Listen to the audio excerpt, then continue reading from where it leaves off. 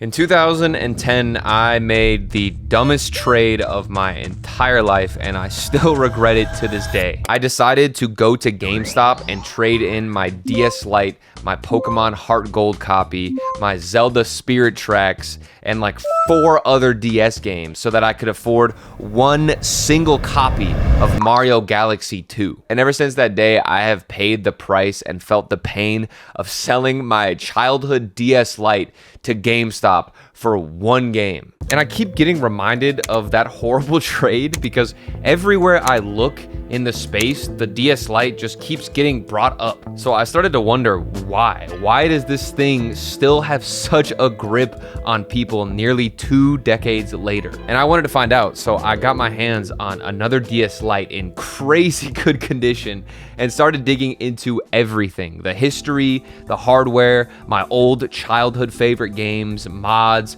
homebrewing, all of it. And it turns out there is a reason why this thing refuses to die. And it's not just nostalgia. So let's get into it.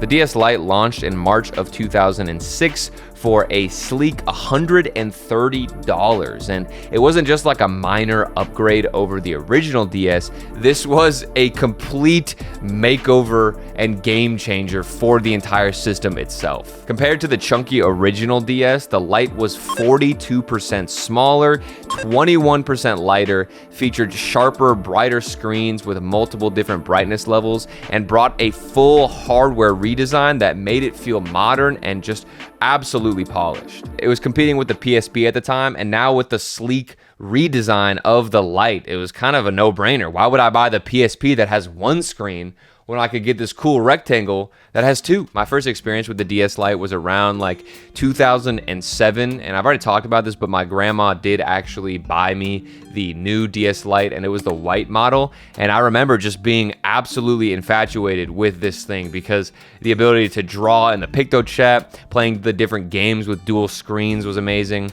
and also just skipping over the original DS model as a whole was just a huge W that I didn't even know that I was taking. I don't know why I decided to sell it to GameStop, but I hope whoever ended up with that thing actually enjoyed it as much as I did. The physical hardware of the DS Lite is really what sets this thing apart and why it's even talked about and why I'm talking about it right now, almost 2 decades later. When it comes to all of the models, the DS Lite truly feels like Nintendo struck the perfect balance between power and portability. In photos, the DS Lite always looks really small, but after receiving one and messing around with it for the past few weeks, it actually isn't too bad, especially for the portability that you're getting. It's a little bit too small for me to use it in the palm of my right hand, so there is some awkward space there, but in general, I did find it to be pretty comfortable even for how small the device is. The plastic isn't anything special to write home about, but it does feel very solid and not hollow, which I appreciate,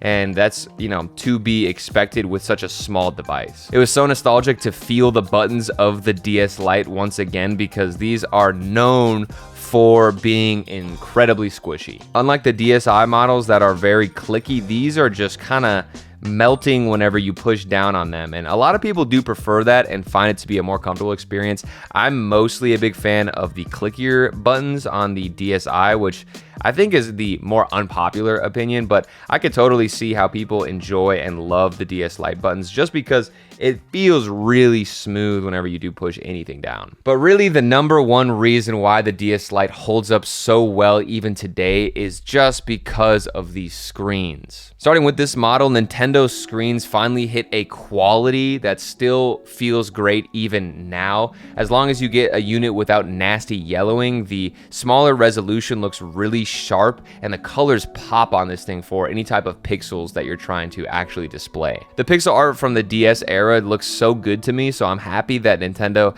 actually put in some solid quality screens on the new revamped model because the original DS was so bad. But Nintendo is known for having some weird quality control issues with their screens, and they always have different units with different color temperatures. So sometimes you're getting a DS Lite that does have solid colors that do match on the top and bottom screen. Other times you're getting random colors that don't necessarily match the vibrance or the warmth.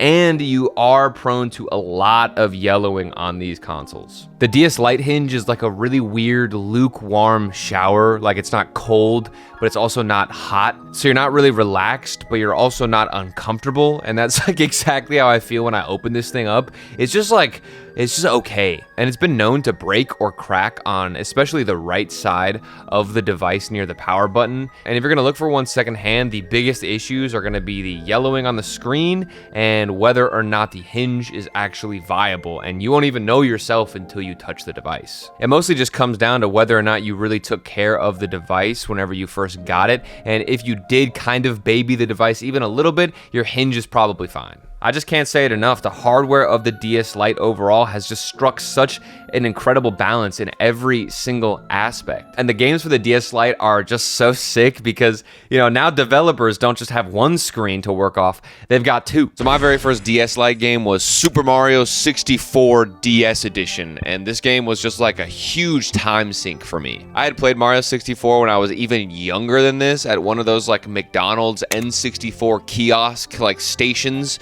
where you pull out the controller, but other than that, I've never actually touched this game. I spent most of my time in this game not even playing the levels. I would just like sit at the waterfalls and just hang out and do literally nothing. And then now a controversial take, but I actually loved Kirby Squeak Squad. And half the time I had no idea what was going on in this game. I was just running around sucking up everything like a pink vacuum. Don't take that out of context. Apparently, a lot of people hate this game. I don't know why. I haven't replayed it in quite some time. And also, it's like 3 hours long. It's super short. But I just remember when I was a kid, it took me like months to beat this thing. So, I don't know. And don't even get me started on Pokemon Ranger. This game is responsible for destroying like half of the DS Lites in the world. Nintendo was vile for publishing a game like this that literally encouraged you to just draw so many circles on the bottom screen. And obviously I did play the main Pokemon games, and to this day I think these are the best of the entire series. You can't get better than this little tiny run that Game Freak had, releasing banger after banger. But the real peak of the DS game library was not Pokemon, it wasn't Mario, it wasn't Deal or No Deal. It was Mario Hoops 3-on-3. I don't know what kind of fun dip Nintendo laced this game with for me to snort as a kid, but I was obsessed with this thing. And mostly because I just liked the way that the sprites looked in this weird character selection screen. The DS library was just so unique and different. Everything felt fresh. Whenever you picked up a game, you didn't know if you'd get one where you mostly controlled it with the buttons on the side and the D-pad, or maybe you'd be using the stylus more of the time. You didn't know how the developers would implement both screens into the gameplay. Everything was a toss-up, and it was always fun to find out how these game mechanics worked on this beautiful little handheld. If only there was a way to play Game Boy Advance on the same DS console, that would be sick. Like, imagine if Nintendo just added some type of slot that you could play your old video games on. Oh my God. So everything's just working out. I can play my DS games, I can play my GBA games, and the only thing left now to buy is just some of my favorite cartridges on eBay, and then I'm set. Okay, never mind. If you pick up any DS model today, the first thing that you're going to want to buy alongside it, of course, is an R4 card. And thankfully, these things are super cheap. I grabbed this exact one off Amazon for like 20 bucks, and that's it. Some of them do come with time bombs, which is basically where the companies will forcefully destroy your card like a couple years later so that you have to buy another one. But this one, it was advertised to not come with that. And I think that this seller is reputable because whenever you go to their website on Amazon, they're also selling some other sick products that make it look like a high quality seller. I wouldn't recommend getting this R4 card because it's just so ugly. Instead, I'd recommend the Easy Flash Parallel, which looks way cooler. It's got like this transparent design, and I'm not gonna buy it because I already have an R4 card, but I think that this one looks way better. And I don't really like plugging in this nasty R4 looking thing into my DS. It just It just doesn't feel good. The setup for the R4 card is so simple and so refreshingly easy that all you have to do is download the firmware for whichever card you're using and then drop it onto the root of your SD card. From there, it should have different folders for your ROMs, and then literally within a few clicks and a few downloads, you have access now to the entire DS library. And the best part is that from my understanding, this still isn't even emulation if you're playing DS games, and it's just like playing a normal DS, but instead it's one cartridge for everything. You can play GBA games on this thing that actually does run through an emulator called GBA Runner 2, but be warned, for GBA games on the DS and specifically through GBA Runner 2, I have heard and seen a lot of complaints of people talking about a couple of different audio glitches. I personally haven't run into that many issues from the games that I have tested on the emulation, and so far GBA has been pretty flawless for me, but I know that there can be some issues when it comes to this type of emulation through the R4 cards. The biggest issue I ran into for GBA was trying to run Pokemon ROM hacks. I launched and tried to boot into Pokemon Unbound, but it just like kept destroying itself whenever I try to launch the game, so I don't think any of those type of ROM hacks, unfortunately, will work. You could get a GBA flash card, and I think that'll give you better results, but it'll be a lot more expensive. And on top of getting access to the stock library of things like the DS or the GBA, you now get opened up to the wacky world of custom DS games. Like I said, GBA Pokemon ROM hacks don't work for the R4 card, but DS Pokemon ROM hacks work fine. And you can play things like Renegade Platinum or Blaze Black 2, Sacred Gold, Storm Silver,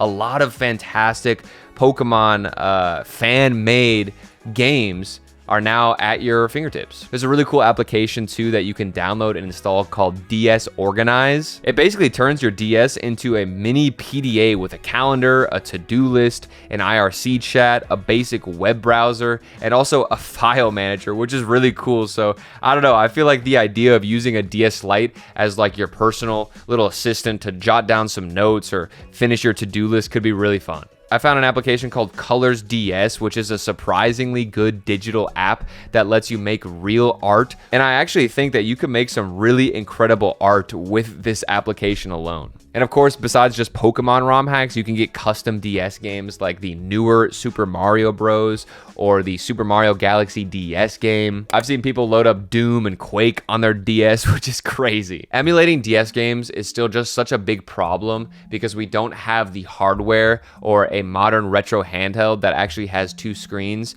And technically there is one. It's that stupid Ioneo device that's like $700, which is why I think we're just so blessed to have actual original hardware that still feels good today because we don't have to rely on a retro handheld. But if you wanted to rely on a retro handheld and you did want to get something that could emulate the games, I would recommend probably the Flip 2 for DS games. I just got this thing and I have been obsessed with this. I actually might make another video explaining what I've been playing on here and why I still think this is like probably the handheld of the year. You're gonna get this really weird screen layout where you're shoving one screen to the left side and then one to the right. And for some people, it actually doesn't bug them at all. And I wish that I was not so picky and annoying about how I want to play the DS games, because this would be a great experience if I could just get over that hurdle. There are good square aspect ratio devices out there as well that can handle DS emulations, like the RGB 30, I think looks pretty solid if you get an overlay. And the screens are pretty small, but I think this could be a good compromise if you're looking for a modern retro handheld to play the games. And I know somebody is going to rightfully mention the 3DS and the fact that it can play DS games natively, but I already made a video explaining why all of this looks pretty bad. The aspect ratios, the resolution, it all gets stretched out. And I think the 3DS just doesn't really do the DS games justice. I'd rather play on like a weird smushed screen layout than a 3DS. Which just brings us back full circle to, of course, the DS Lite. And, you know, it's not a bad thing that we don't have a retro handheld, because it's kind of like, why would you need one when you can play original hardware and it's still so good? The only issue now that you're left with is finding one of these things in good condition on eBay or some local marketplace. You don't really know a lot of times when you're buying something off of eBay just how nice it'll actually be when it shows up. Photos can be very deceiving. People lie all the time about the quality of their device, and overall, it's just kind of annoying to buy one of these things. $180, the hinge does not work. And if the hinge isn't just completely busted, I don't think any eBay seller would accurately describe whether or not the hinge is in good condition and if it's loose or wobbly. I really don't think anybody should be paying like a premium price tag for a DS Lite, and I just don't think that it's worth any bit more than like 50 to 60 bucks, and even that seems kind of pricey. And depending on the model and I guess the condition, I can see the use case, but I don't know, just be careful if you're gonna buy one of these things. I have made a video just like this one talking about the DSi XL, and to be honest, if I had to like compare the two, I still feel like I would prefer the DSi XL. The XL sacrifices a lot of the balance and portability that the Lite offers and gives you the most premium feeling way to experience any DS game. It's got bigger and better IPS panel screens. The device itself is obviously just larger, so your hands fit into it better. And overall, this feels like the device that you would want to have if you're trying to relax and just hang out on the couch or mostly play your games at home. But the DS Lite hits this beloved middle ground where you can essentially play all of your GBA games through the GBA slot while also experiencing a great way to play the original DS library, all within a compact and portable form factor. You get the GBA slot, you have access to the R4 card. It's just the most versatile model, it feels like, and still has a high quality design and hardware feel. But if you are a super fan, then go with the DSi XL, okay? We'd love to have you on the DSi XL team. I'm still Team XL all the way. It's just so fun to talk about the DS and all of these different models, because it seems like on the surface, they're all kind of the same, but then you dig deep and you really do some research to see which model is best for you, and the options and the different alternatives start to open up, and you can really see